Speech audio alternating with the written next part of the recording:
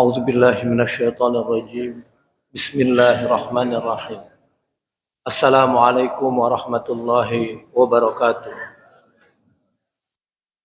Alhamdulillahirabbil alamin. Hamdan syakirin, hamdan na'imin, hamdan yuafi ni'amahu wa yukafi mazidah. Ya Rabbana lakal hamdu kama yanbaghi li jalali wajhikal karimi wa azimi sultanik. Ashhadu an la ilaha illallah wahdahu la syarikalah wa ashhadu anna Muhammadan abduhu wa rasuluh la nabiyya ba'dah. Allahumma salli wa sallim ala Muhammadin wa ala alihi wa ashabihi wa man tabi'ahum bi ihsani ila yaumiddin. Jamaah salat subuh Masjid At-Thayyibah yang dimuliakan Allah.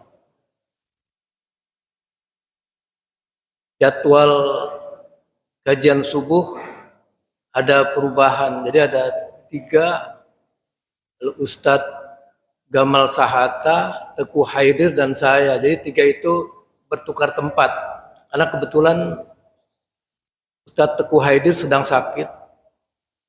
Mari kita doakan sama-sama semoga beliau segera dipulihkan, disembuhkan oleh Allah. Kita diberikan kehidupan oleh Allah sebenarnya berupa ujian. Apapun amalan yang kita lakukan, predikat yang kita emban, itu adalah semuanya ujian dari Allah. Allah memberikan kita sehat, memberikan kita sakit, itu ujian. Allah memberikan kita kaya maupun miskin, itu ujian. Jadi bukan berarti orang kaya itu hanya kesenangan aja, tapi adalah ujian dari Allah. Allah kasih jabatan maupun tidak, itu adalah ujian. Bagaimana Allah berfirman dalam Al-Quranul Karim, Allazi khalaqal mauta wal hayata liyabluwakum ayyukum ahsanu amala. Jadi Allah menciptakan kematian dan kehidupan aja, itu adalah ujian untuk dilihat oleh Allah bagaimana amal kita. Jadi berlomba-lomba kita melakukan amal kebaikan. Jamaah yang dimuliakan Allah, dalam Al-Quranul Karim banyak sekali kisah tentang ujian. Di antaranya ada sebuah kisah tentang Talut, Jalut, dan Daud. Ada 3 figur di sini ya. Ada Talut, ada Jalut, ada Daud. Kisah ini kita bisa lihat di Al-Quranul Karim, surat Al-Baqarah ayat 249 sampai 251. Ini bukan sekedar cerita, tapi ini adalah sebuah ibrah, sebuah pelajaran bagi kita bahwa kehidupan ini adalah ujian. Terutama kisah ini adalah merupakan pelajaran atau ibrah tentang kepatuhan kita kepada Allah. Kita diciptakan oleh Allah, maka kita harus patuh atas perintah Allah. Kita mengakui bahwa Allah itu Rabb, ada konsekuensinya bahwa kita harus mengakui bahwa Allah itu ilah yang wajib kita sembah dan satu-satunya, nggak ada yang lain. Lalu ini juga merupakan ibrah, ujian sebelum kemenangan. Kita jangan berharap menang, jangan berharap berhasil kalau belum diuji oleh Allah. Juga pentingnya kesabaran, banyak-banyak sabar dalam diri kita. Juga ibrah mengenai ikhtiar dan keberanian.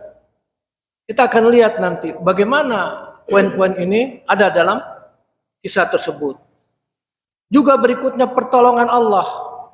Tanpa pertolongan Allah tidak mungkin kita berhasil dalam kehidupan di dunia ini.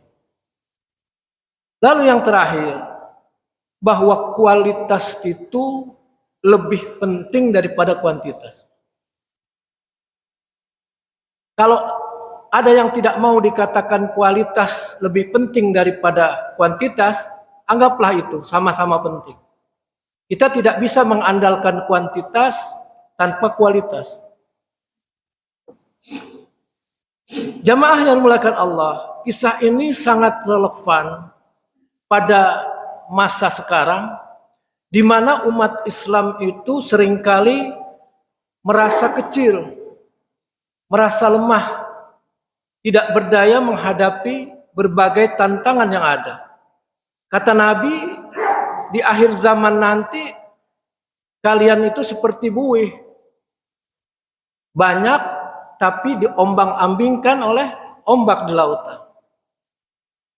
Banyak jumlahnya tapi kualitasnya rendah sekali. Saya akan bacakan terjemahan dulu dari ayat 249.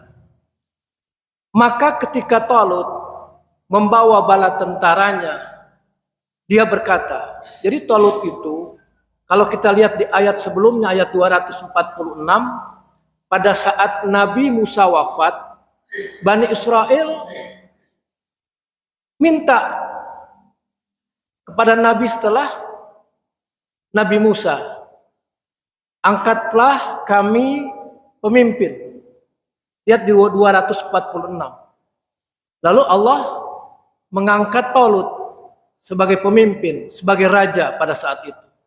Lalu di ayat 249-nya diabadikan bahwa Talut berkata kepada pasukannya yang banyak bahwa Allah akan menguji kamu dengan sebuah sungai. Jadi ujiannya adalah sungai. Maka barang siapa meminum airnya, maka dia bukan dari pengikutku. Gagal dalam ujian tersebut. Dan barang siapa tidak meminumnya, maka dia adalah pengikutku. Dan diperbolehkan meminum hanya satu cidukan dengan tangan. Jadi persyaratannya itu dikasih tahu di awal. Lalu berangkat mereka. Tapi mereka kemudian setelah sampai pada sungai tersebut, justru banyak yang minum. Bahkan mencemplungkan diri ke dalam sungai tersebut. Ketika dia atau Talut dan orang-orang yang beriman bersamanya menyeberang sungai itu, mereka berkata, jadi setelah tersisih, yang minum itu tidak kuat lagi, ya tidak kuat lagi. Yang tidak kuat mengatakan, kami tidak kuat lagi pada hari ini melawan Jalut, karena dia sudah gagal dalam ujian dan Allah berikan udah nggak ada semangat lagi. Kami tidak kuat lagi menghadapi Jalut dan bala tentaranya. Lalu mereka yang meyakini bahwa mereka akan menemui Allah, artinya orang-orang yang beriman, yang taat kepada pemimpin, perintah pemimpinnya, yang minum hanya sekedar untuk menghilangkan dahaga. Mereka meyakini bahwa mereka akan menemui Allah. Jadi di kepalanya dia, mindsetnya mereka, bahwa hidup ini bukan hanya di dunia, tapi mereka semua akan kembali kepada Allah. Mereka berkata, betapa banyak kelompok kecil mengalahkan kelompok besar dengan izin Allah. Walaupun jumlahnya tinggal sedikit, mereka yakin walaupun sedikit pasti bisa mengalahkan kelompok yang besar, tapi dengan izin Allah. Bukan atas usahanya sendiri. Dan Allah beserta orang-orang yang sabar. Allah beserta orang-orang yang sabar. Jamaah yang dimuliakan Allah. Saya membahas ayat-ayat ini dalam poin-poin. Biar kita lebih enak menyikapinya, ya. Poin pertama, bahwa kemenangan itu selalu diawali dengan ujian. Poin yang pertama. Karena Allah berfirman dalam surat Al-Baqarah tersebut ayat 249, "Innallaha mubtalikum bin nahar." Sesungguhnya Allah akan menguji kalian dengan sebuah sungai. Ini lambang dari ujian, ya. Contoh dari ujian. Tidak mungkin kemenangan sebelum ada ujian. Mari kita perhatikan, ya. Sebelum menghadapi Jalut, mereka terlebih dahulu menghadapi ujian yang tampaknya sangat sederhana. Hanya air sungai. Tapi mereka setelah berjalan jauh, kehausan, dan di depannya dihadapkan sebuah sungai yang mengalir. Begitu jernihnya air tersebut. Tapi udah ada pesan, kalau mau minum boleh tapi seciduk aja. Apa hikmahnya? Bahwa seringkali manusia ingin mendapatkan kemenangan tapi instan, ya, tidak siap menghadapi ujiannya. Maunya menang, langsung menang. Berhasil, langsung berhasil. Kita ingin anak yang soleh, ingin rumah tangga yang harmonis, ingin rezeki yang luas, ingin memperoleh surga Allah kelak. Tapi ingat, semua itu ada ujiannya. Allah berfirman, "Ahasiban nas ayyutraku ayyakulu amanna wa hum la yuftanun." Apakah manusia mengira akan dibiarkan mengatakan kami beriman sedangkan mereka belum diuji? Gak ada pernyataan keimanan yang langsung diterima oleh Allah kecuali Allah mengujinya. Lihat surat Al-Ankabut ayat 2. Apa pelajaran pentingnya di sini? Ujian itu bukan sebuah tanda bahwa Allah itu membenci kita, bukan. Jadi kita miskin bukan berarti Allah membenci kita.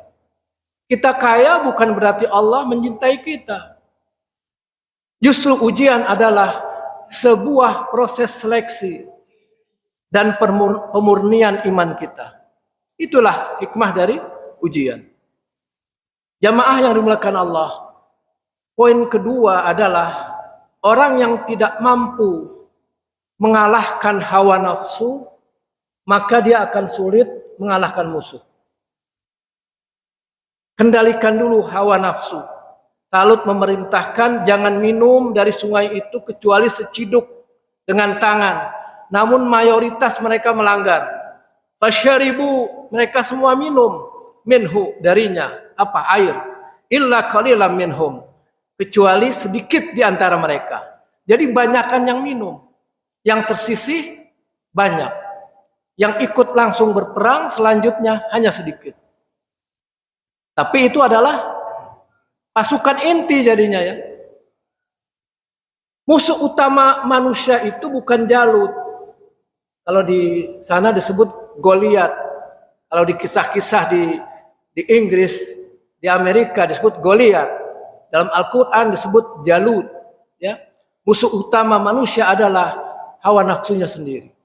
Kalau kita bisa mengalahkan hawa nafsu kita sendiri, maka kita insya Allah akan berhasil menghadapi tantangan kehidupan di dunia ini. Karena itu Nabi bersabda, Al-mujahid, ya, Al-mujahidu man jahada nafsahu fi ta'atillah. Orang yang berjihad atau mujahid itu adalah orang-orang yang berjuang melawan dirinya untuk ketaatan kepada Allah. Yang utama itu, kita taat kepada Allah karena kita berjuang. Hadis riwayat Tirmizi. Jamaah yang dimuliakan Allah. Apakah sungai itu sampai sekarang masih ada? Masih. Secara fisik masih ada. Namun ada juga bentuk sungai yang berbeda. Jadi gambaran tafsir dari ayat ini adalah sebuah gambaran sungai yang berbeda dengan sungai secara fisik tersebut. Apa itu? Yang pertama godaan harta, lalu godaan syahwat, kemalasan dalam beribadah, malas sholat, malas puasa, lalu keinginan yang berlebihan terhadap dunia. Keinginan yang berlebihan itu adalah sebuah ujian. Maka siapa yang mampu menahan dirinya dari yang haram dan dari yang subhat, yang paling bahaya yang subhat ya, karena abu-abu, maka ia lulus dari ujian sungainya masing-masing. Kita semua punya sungai ujian. Saya punya sungai ujian. Bapak-bapak, ibu-ibu punya sungai ujian masing-masing yang berbeda. Ada orang yang rajin sholat tapi malas puasa. Beda-beda. Ada orang yang menjaga ribah tapi ia tidak mau bersedekah. Ada.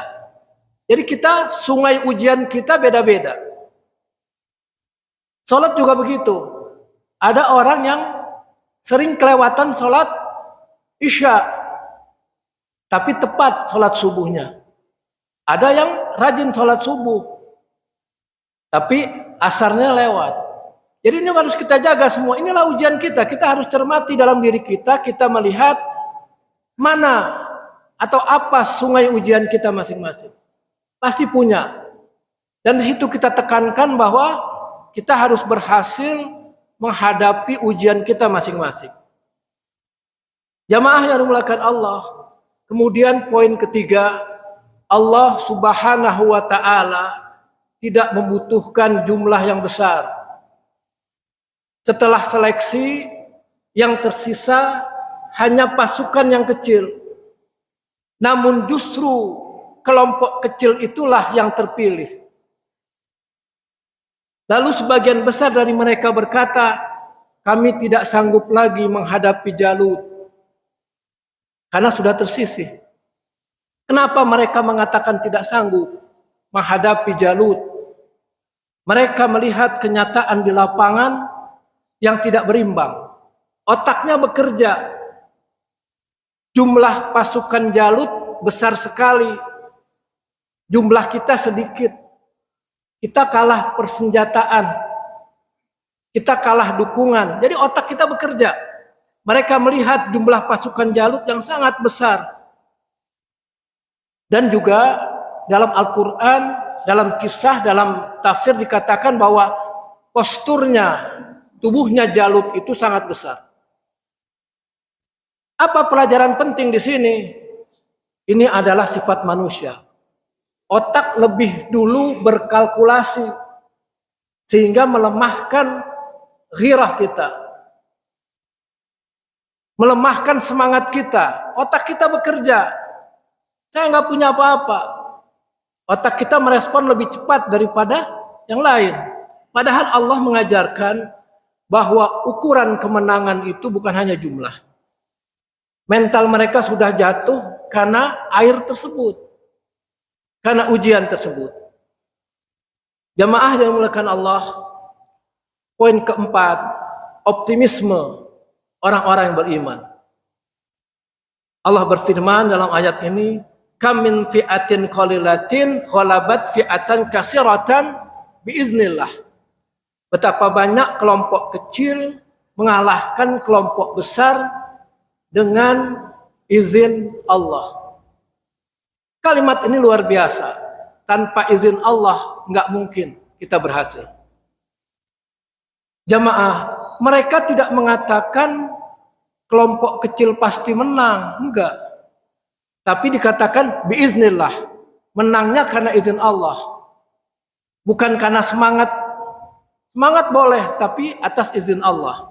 Mereka tidak bergantung pada jumlah, mereka hanya bergantung kepada Allah Subhanahu wa ta'ala. Ada contoh dalam sejarah Islam. Pada saat Nabi dan para sahabat, ya, Nabi Shallallahu Alaihi Wasallam beserta para sahabat melakukan perang Badar. Itu jumlah pasukannya Muslim hanya sepertiga. Ya, pasukan Muslim hanya 313 dan kafir Quraisy sekitar 1000. Jadi gampangnya 300 banding 1000.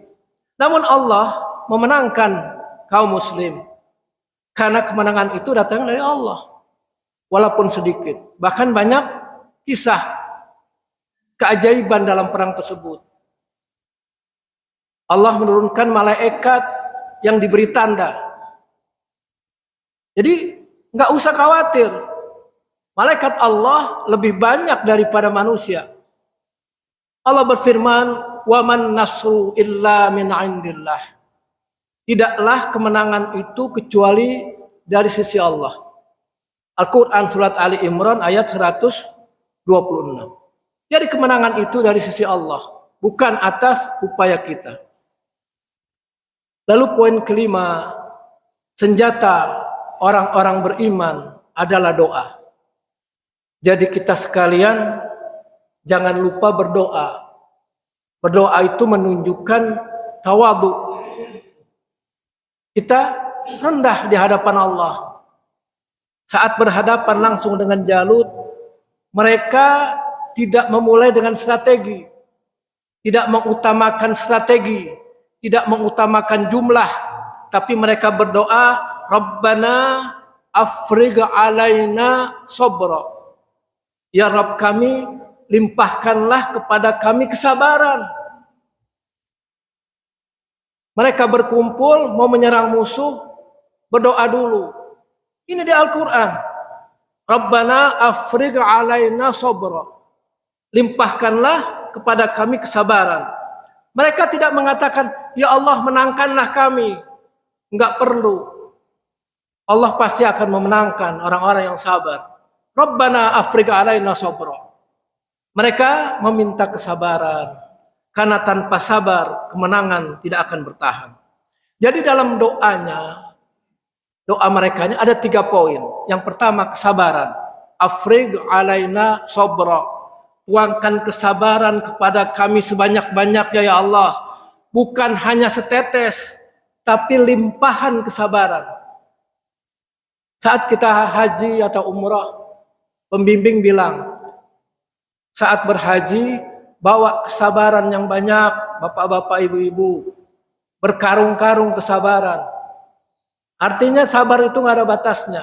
Limpahkanlah kepada kami kesabaran. Lalu yang kedua, meminta kepada Allah keteguhan. Wasabit aqdamana. Kokohkanlah langkah kami, pijakan kaki kami. Setelah sabar, kita minta keteguhan. Kokohkan kaki. Agar kita bisa menghadapi musuh, menghadapi ujian. Banyak orang yang tahu kebenaran, tetapi tidak semua mampu istiqomah di atasnya. Banyak, tapi tidak istiqomah. Sabarnya sedikit. Beberapa menit sudah lupa lagi. Jadi yang pertama tadi adalah kesabaran. Yang kedua meminta keteguhan. Yang ketiga meminta pertolongan oleh Allah. Wansurna alal qaumil kafirin. Tolonglah kami dari kaum kafir. Ini menunjukkan bahwa setelah kita berupaya berikhtiar secara maksimal, seseorang mukmin tetap membutuhkan pertolongan Allah. Bukan berarti kita setelah kita merasa cukup ikhtiar kita berhenti. Bukan. Wansurna 'alal qaumil kafirin. Jamaah yang dimuliakan Allah, kita masuk ke poin ke-6. Kemenangan itu datang setelah ikhtiar. Dulu pada saat pembahasan tentang manasik haji, ada kisah tentang bagaimana Siti Hajar sa'i ikhtiar sebelum Allah berikan mukjizat. Jelas-jelasan tanah yang tandus, Siti Hajar berlari-lari kecil dari Safa ke Marwah sampai 7 kali. Kalau kita mungkin baru 2 kali udah nggak mau lagi. Karena udah otak kita bekerja. Udah nggak ada air, kenapa harus dicari lagi? Siti Hajar 7 kali. Jadi kemenangan itu datang setelah sabar dan ikhtiar. Allah berfirman, fahazamuhum biiznillah, maka mereka mengalahkan mereka musuh dengan izin Allah. Allah tidak mengatakan mereka menang karena jumlah mereka, bukan pula karena senjata mereka, tetapi biiznillah, dengan izin Allah. Ini adalah akidah seorang mukmin. Dengan izin Allah kita tanamkan di hati kita. Lalu kita bekerja keras, kita berikhtiar, tapi hati kita tetap bergantung kepada Allah. Lalu poin ketujuh, ada pelajaran besar dari kisah Nabi Daud. Jadi di sini Nabi Daud masih remaja. Setelah Talut diangkat sebagai raja, melawan Goliat, melawan Jalut, ada sosok anak muda yang bernama Daud, masih muda. Dalam Al-Quran Allah berfirman, wa qatala Dawudu Jalut, dan Daud membunuh Jalut. Coba terfikirkan enggak oleh kita, Jalut tubuhnya kecil, Daud tubuhnya kecil, Jalut tubuhnya besar, perkasa, masih anak muda, belum diangkat sebagai nabi. Wa qatala Dawudu Jalut, justru yang membunuh Jalut itu Daud, bukan Talut. Yang menarik di sini, Daud saat itu bukan raja. Rajanya adalah Talut. Bukan seorang panglima, bukan tokoh terkenal. Beliau hanya seorang pemuda. Namun Allah telah memilihnya sebagai sebab kemenangan. Saya garis bawahi, sebagai sebab kemenangan. Hanya sebab Allah yang menetapkan seseorang itu menang atau tidak menang. Sebabnya adalah Daud, sehingga pasukan Talut menang menghadapi pasukannya Jalut. Ya, sebabnya adalah Daud. Jadi Allah tidak melihat tinggi badan, Allah tidak melihat jabatan, Allah tidak melihat kekayaan kita, Allah tidak melihat popularitas kita. Allah melihat iman dan ketakwaan. Yang tahu itu Allah dan kita sendiri.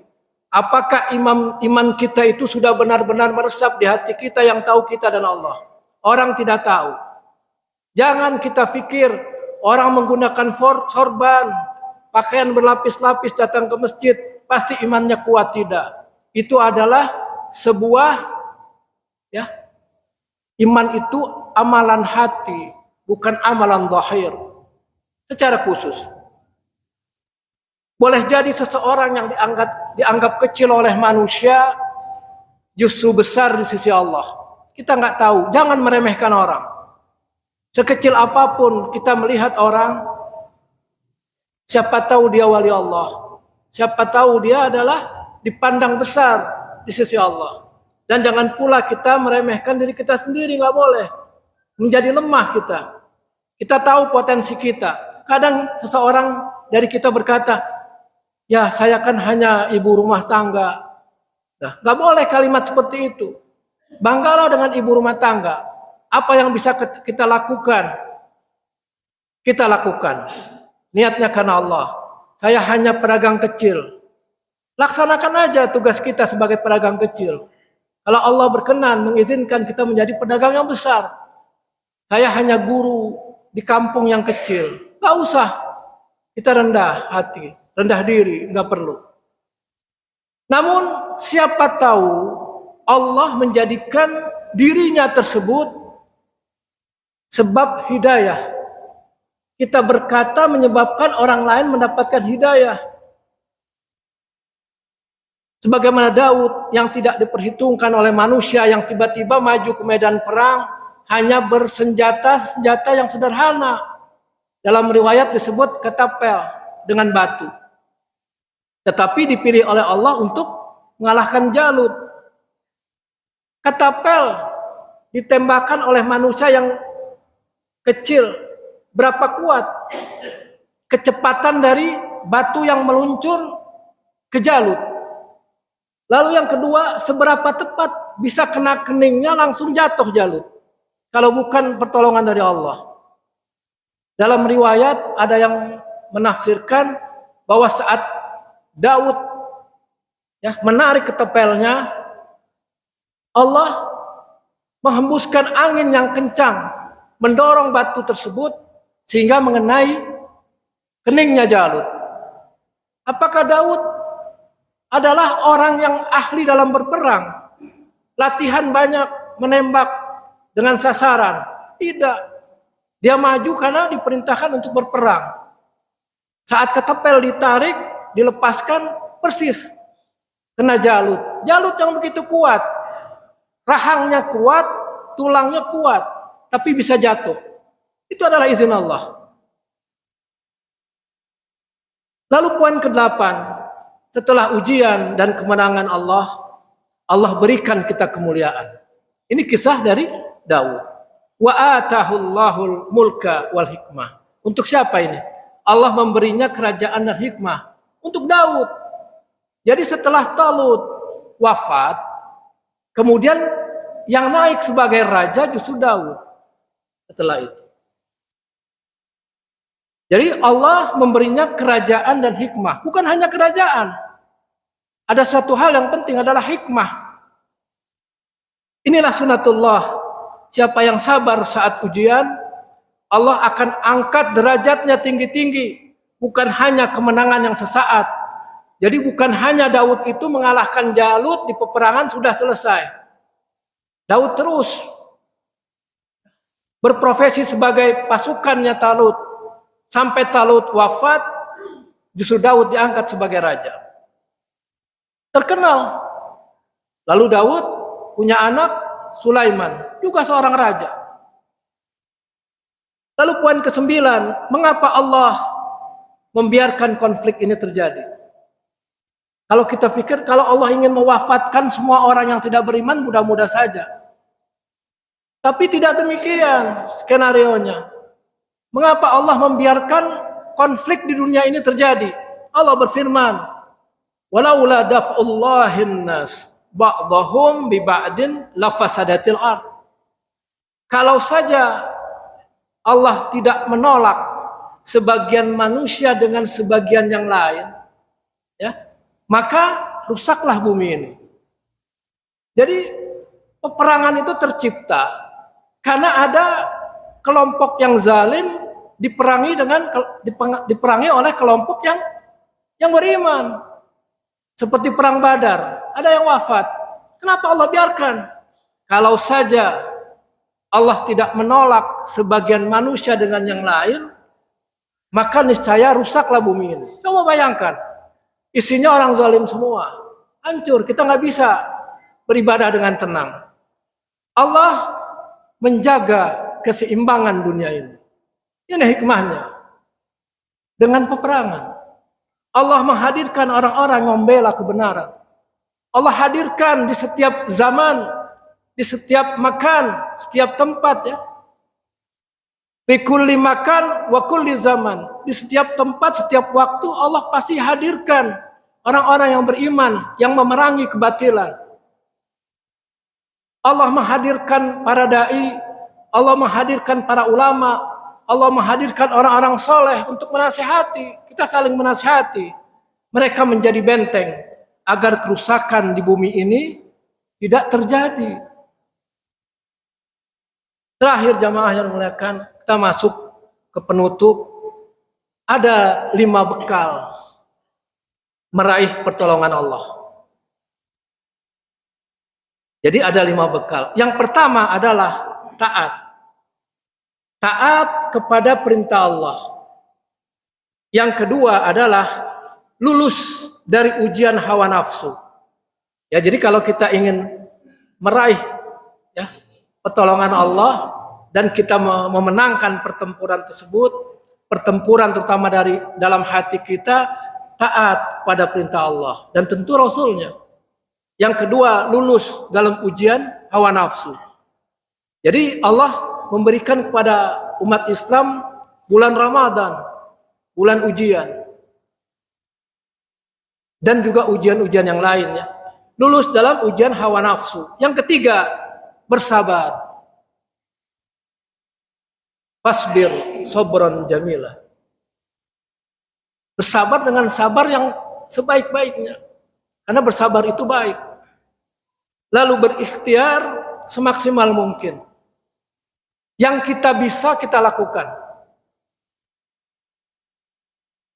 Lalu yang kelima, bertawakal dan menggantungkan kemenangan hanya kepada Allah. Dalam tawakal ini termasuk doa di dalamnya. Taat, tulus, sabar, ikhtiar, tawakal. Karena sesungguhnya dalam ayat tersebut Allah berfirman, kam min fi'atin qalilatin ghalabat fi'atan katsiratan biiznillah. Betapa banyak kelompok kecil mengalahkan kelompok besar dengan izin Allah. Semoga Allah Subhanahu wa taala menjadikan kita termasuk orang-orang yang sabar, orang-orang yang teguh dan selalu mendapatkan pertolongan Allah. Subhanakallahumma wa bihamdik asyhadu an la ilaha illa anta astaghfiruka wa atubu ilaik. Billahi taufik wal hidayah wal afu minkum. Wassalamualaikum warahmatullahi wabarakatuh.